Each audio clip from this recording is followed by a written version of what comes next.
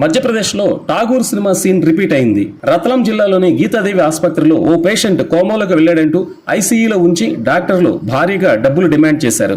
విషయం తెలియగానే యువకుడు గ్లూకోజ్ బాటిల్తో సహా ఐసీయూ నుంచి బయటకు వచ్చిన వీడియో ఇప్పుడు వైరల్ అవుతుంది.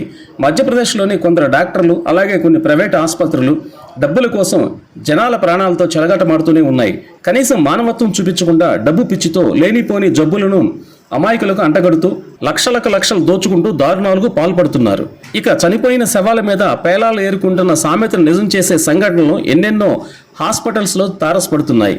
తాజాగా ఒక వ్యక్తి అనారోగ్యంతో ఆసుపత్రిలో చేరగా అతను కోమాలోకి వెళ్లాడంటూ డ్రామా మొదలుపెట్టారు రత్లాం జిల్లాలోని గీతాదేవి ఆసుపత్రి డాక్టర్లు, అక్కడ సిబ్బంది. అతడిని బతికించాలంటే భారీగా ఖర్చవుతుందని పేషెంట్ కుటుంబాన్ని డబ్బుల కోసం వేధించారు. అయితే అనుకోకుండా ఆ పేషెంట్ ఐసీయూ నుంచి బయటకు రావడంతో అసలు భాగోతం బయటపడింది.